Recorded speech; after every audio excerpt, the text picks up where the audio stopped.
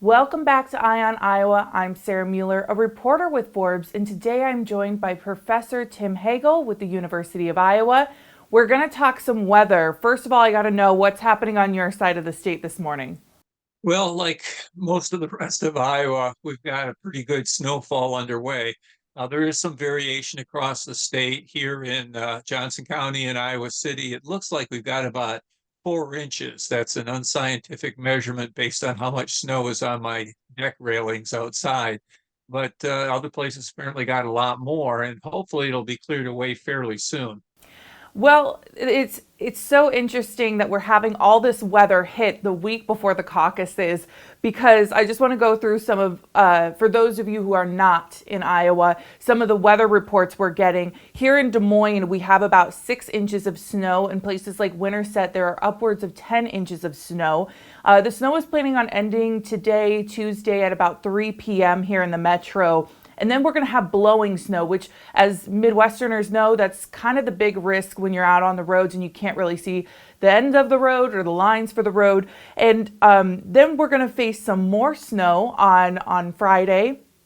And then our temperatures are going to drop tremendously. We're going to see on Saturday, it's going to be a high of 9 degrees. On Sunday, it's going to be a high of -2 degrees. And on Monday, Caucus Day, it is going to be a high of 0 degrees.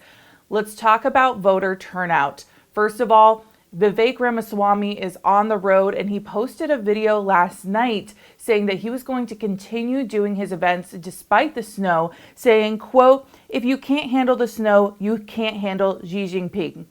Now, how is this going to turn out for him? Because I saw some of the photos and there was quite a good number of people in the room with him last night. Yeah, I'm not sure the connection between Xi Jinping and snow, but it's certainly true that Ramaswamy had to change some of his schedule. He had tweeted out some information this morning saying the different times and places for his events, and that's not surprising. He's going to have to wait again to a certain extent to the roads are clear. And as you said, eventually when it starts blowing snow, it's not just a matter of not being able to see, but you have the potential for snowbanks to actually start to form if they cross the road, and that's a problem as well. So there are a variety of things that we have to be careful about, but it certainly, I would think, speak well of Ramaswamy to try to continue to hold his events. And I would think that the voters would appreciate that, assuming that they can also turn out for them. I will note that he said last night he got stuck in a ditch and some fellow Iowans helped push him out. And then, of course, this morning he postponed some events due to the roads being uncleared. There actually was a no towing zone, which for any Midwesterner, you'll know that that's kind of a sign that things are pretty bad. Let's talk about virtual events. We live in the post COVID age. What's the value of virtual events? Should candidates be investing in virtual events when stuff like this happens?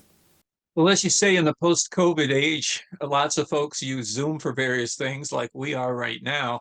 And that's certainly good for things like media interviews because it doesn't require then a person with a camera to show up at the interviewee's location or the interviewee to show up at a studio or something like that. So it makes these sorts of things a lot easier.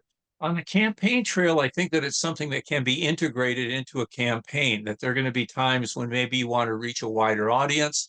And even if you have an in-person event of some sort, to have it also broadcast via the internet in some particular way, whether it's on Twitter or some other platform or just directly on the web, that's a good thing too, because again, you always want to try to reach as wide an audience as possible. In terms of having exclusively Zoom events, again, sometimes that can be useful. If you had a situation where well, for example, when Ron DeSantis had the hurricane in Florida and he needed to return there and leave the campaign trail, well, rather than canceling a particular event, he could maybe have held something via Zoom if that had been part of the plan, and if he had the time to do it, or any other particular person, if you have a situation where because of the time it takes to travel from one location to another, one state from another, then it may be good to sometimes hold these virtual events. That said, I think that at least in Iowa and other places as well, I'm sure that the voters would far appreciate having the candidate actually show up, because there's just a big difference between seeing something on a Zoom screen as opposed to seeing that person live and be able to interact more directly with that person in terms of like a town hall situation, asking questions, getting responses, and so forth. As I mentioned, there was quite a bit of turnout in the photos that I saw come from Vivek's camp last night. Why are Iowans still turning out here in the snow? And are we going to see a good turnout this weekend as they do kind of the final push events? Well, I would think they would still, again, especially if they're interested in that particular candidate, whoever it happens to be, is still somebody that a voter is considering as a possible choice on caucus night.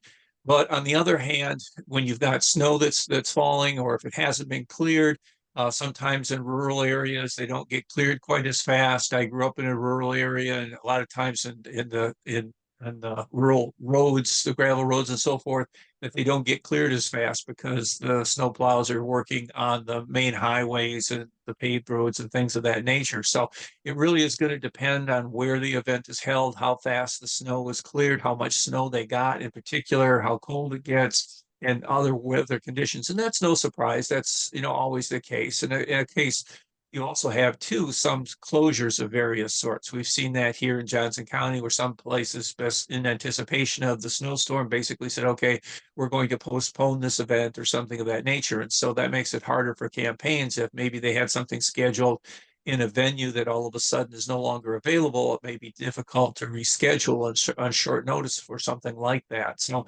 it will depend. It's kind of the way it goes. And if you had planned on attending some event, it would be a good idea to confirm that it is in fact still a go before you travel to it.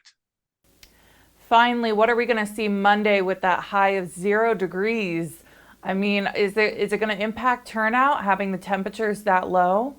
Yeah, and that, of course, is 0 degrees Fahrenheit. So for those folks that are working under the Celsius system, it's a lot colder than that. So that's pretty serious cold. It'll maybe depend a little bit on the wind chill, how much the wind chill makes it worse. But yeah, it's going to be a factor, I think, in terms of turnout. Now, we always know that caucuses have a lower turnout than primaries, and part of the reason for that is that everybody has to show up at 7 p.m. this time on January 15th.